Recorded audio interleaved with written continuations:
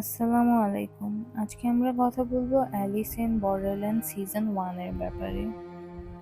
গল্পের শুরুতেই গল্পকে কেন্দ্রীয় করে আরিসু একজন বেকার তরুণ যার জীবন অনেকটা এলোমেলো। সে সারাদিন ভিডিও গেম খেলে, ভবিষ্যৎ নিয়ে ভাবে না, আর তার পরিবারও তাকে দায়িত্বহীন মনে করে। একদিন আরিসু তার দুই বন্ধু কারুবে ও চোটা এর সাথে টোকিও শহরের ব্যস্ত রাস্তায় ঘুরতে বের হয়।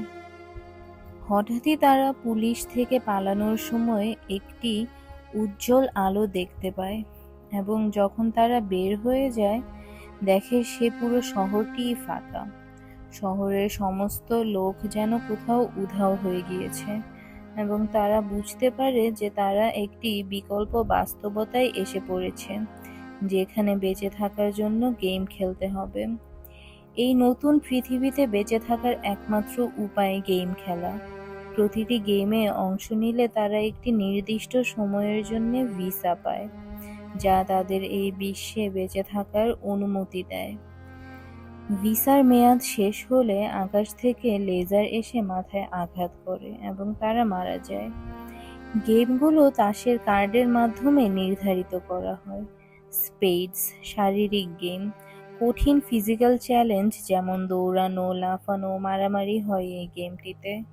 হার্টস মানসিক গেম, এটি হচ্ছে সবচেয়ে ভয়ঙ্কর, খেলোয়াড়দের একে অপরকে প্রতারিত করতে বাধ্য করে। ডায়মন্ডস বুদ্ধির গেম, ধাঁধা, লজিক, স্ট্র্যাটেজি, এগুলো প্রয়োজন হয় ডায়মন্ডসে। ক্লাবস টিম ওয়ার্ক গেম, দলগতভাবে বেঁচে থাকার চ্যালেঞ্জ। আরিসু কারুবে ও চোটা একটি পরিত্যক্ত বিল্ডিংয়ে প্রথম গেমে অংশ নেয়। প্রথম গেমটির নাম হচ্ছে ডেড অর অ্যালাইভ। এই গেমে খেলোয়াড়দেরকে দুটি দরজার মধ্যে সঠিকটি বেছে নিতে হয়, না হলে আগুনে পুড়ে মারা যাবে। তাদের সাথে শিবুকি নামে এক মেয়ে যোগ দেয়, যে আগেও এই গেম সম্পর্কে জানতো। গেম শেষ হওয়ার পর তারা বুঝতে পারে এটি কেবল শুরু। আরিসু আরিসু করে বেঁচে থাকার জন্য লড়াই। আরিসু গেমগুলোর মধ্যে ধীরে ধীরে গেম মাস্টার হিসেবে নিজের দক্ষতা বাড়ায়, কিন্তু যখন সে 7 অফ হার্টস গেমে পড়ে তখন সে তার বন্ধুদের হারায়। উসাগি আরিসুর নতুন সঙ্গী। উসাগি একজন দক্ষ পর্বতারোহী এবং আরিসুকে বেঁচে থাকতে সাহায্য করে। সে তার বাবার মৃত্যু রহস্যের সাথে এই বিশ্বকে সংযোগ করতে চায়। The beach beach club, card সংগ্রহের রহস্য।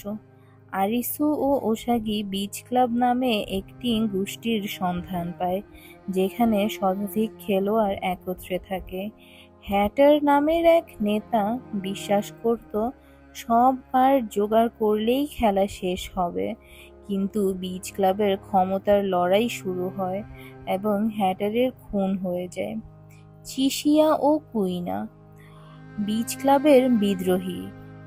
চিশিয়া খুব চালাক এবং নিজের সুবিধার জন্য কাজ করে। কুইনা মার্শাল আর্ট এক্সপার্ট, যে আরিসুকে সাহায্য করে। সিজন 1-এ আমরা দেখতে পাই বিচ ক্লাবের খুনের তদন্তের জন্য উইচ হার্ট গেম শুরু হয়, যেখানে সবাই একে অপরকে সন্দেহ করে। আরিসু ও তার বন্ধুরা সত্য উন্মোচন করার চেষ্টা করে। অবশেষে তারা খুঁজে বের করে যে এই গেমের পিছনে ডিলার নামের কিছু লোক কাজ করছে।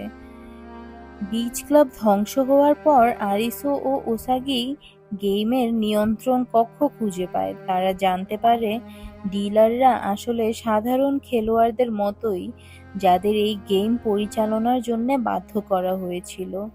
ঠিক তখনই একটি নতুন ঘোষণা আসে, ফেস কার্ড গেম শুরু হবে। মীরা নামের এক রহস্য মহিলা ঘোষণা দেয় গেম এখন আরো কঠিন হবে। আরিসু বুঝতে পারে আসল খেলা এখনো শুরুই হয়নি। তারা জানতে চায় কে এই খেলার আসল আয়োজক এবং কিভাবে তারা বাস্তব জগতে ফিরে যাবে।